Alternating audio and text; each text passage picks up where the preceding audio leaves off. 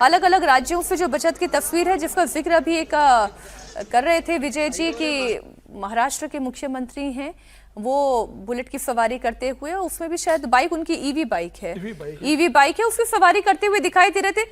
ठीक है, मैसेजिंग के लिए अच्छा है, लेकिन वाकई में हमारे मुख्यमंत्री हैं, हमारे पीएम हैं, उनकी सिक्योरिटी बहुत इंपॉर्टेंट है। प्रधानमंत्री 2 गाड़ियों के साथ निकले, मुझे लगता है कि वो ठीक नहीं है।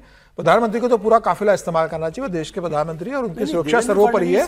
प्रधानमंत्री के साथ किसी भी तरह का समझौता होना सेफ नहीं है ना। हाँ, मतलब बाकी मुख्यमंत्री तो ठीक है कि आप घर से पास आधा किलोमीटर का रास्ता है, बहुत ज्यादा वो नहीं तो चले गए। महाराष्ट्र में आप जानते हैं कि देवेंद्र फडणवीस की सुरक्षा को लेकर घर से समझता हूं गंभीरता की बात। घर से मंत्रालय जा रहे हैं तो ठीक है, 10 मिनट का रास्ता है, 15 मिनट का रास्ता है, वो ठीक है आप करो, लेकिन प्रधानमंत्री को किसी भी स्तर पर मुझे लगता है 2 गाड़ियों के साथ नहीं निकलना चाहिए। मैं सर कह रही हूँ कि बाइक्स पे, 2 व्हीलर्स पे आपको अवॉइड करना चाहिए, ऐसा मेरा मानना है, क्योंकि सिक्योरिटी थ्रेट है।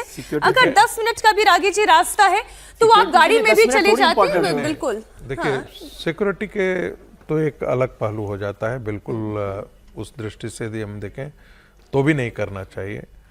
प्रतीकात्मक तौर पर भी ऐसी चीजों को जनता जो है वो सहजता से नहीं लेती, सीरियसली नहीं लेती है। उनको लगता है कि ये मजाक उड़ाया जा रहा है।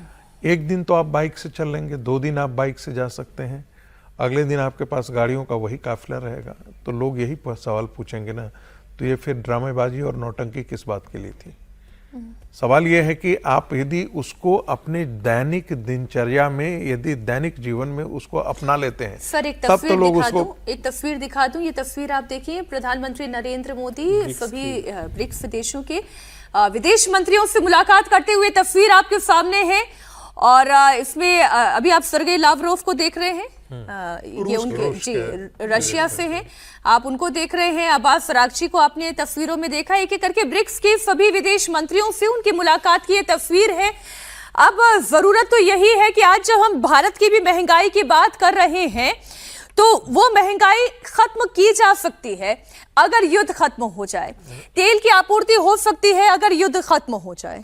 देखिए मीनाक्षी, ये तो इस बात पर मुझे लगता है कहानी कुर्सी में सभी लोग इस बात पर सहमत थे, और मुझे लगता है जो कोई भी थोड़ा भी सेंसेबल थोड़ा सा भी होगा वो सहमत होगा कि 4 मई के कारण ही जो है वो, चूंकि चुनाव था और चुनाव में कोई भी पार्टी होती, भारतीय जनता पार्टी छोड़ दीजिए, कांग्रेस पार्टी जो है वो पूरा 3 लाख करोड़ का वो बॉन्ड ही छोड़ करके चली गई थी, जिस पर बाद में भुगतान जो है वो भारतीय जनता पार्टी की सरकार को करना पड़ा था।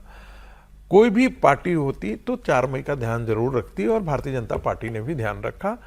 और ये भी बात सच्चाई थी कि करीब एस्टिमेटेड 30,000 करोड़ पर मंथ जो आपके 3 बड़ी कंपनियां हैं, इंडियन ऑयल, भारत पेट्रोलियम वगैरह, ये 30,000 करोड़ रुपए का पर मंथ का लॉस बियर कर रहे थे। बिल्कुल।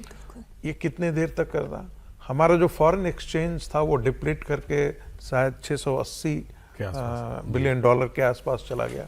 अब ऐसी स्थिति में आप अपने फॉरेन रिजर्व्स को भी आपको ठीक मेंटेन करना है, तो स्वाभाविक है कि प्रधानमंत्री ने 2 एरिया को टारगेट किया।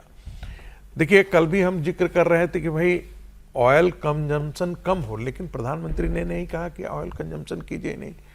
हमारे यहाँ एसयूवी गाड़ियाँ इतनी फर्स्ट क्वार्टरली में इतनी ज़्यादा बिकी हैं, इसका मतलब लोगों के पास पैसे हैं, मार्केट में वो खरीद रहे हैं।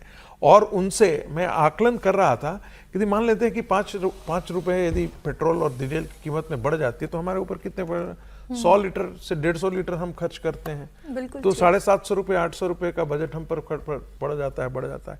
हमारे लिए वो उतना मुश्किल नहीं होता है, लेकिन जो एक छोटा व्यक्ति है जो 10 लीटर या 50 लीटर में गया, उसके लिए वो बहुत मुश्किल का हो जाता है। 600 रुपया 500 रुपया बढ़ जाना वगैरह। फिर लेकिन सवाल यह है कि आखिर वो बर्डन पड़ता है किस पर? वो हम ही लोगों पर तो आता है।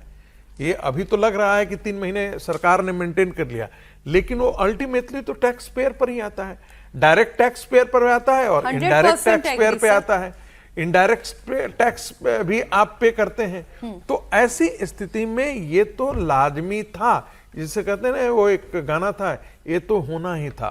तो वैसे ही ये तो होना ही था, और युद्ध होगा, महंगाई नहीं बढ़ेगी, और नहीं महंगाई नहीं बढ़ेगी, इसकी तो कोई किसी ने कल्पना ही नहीं।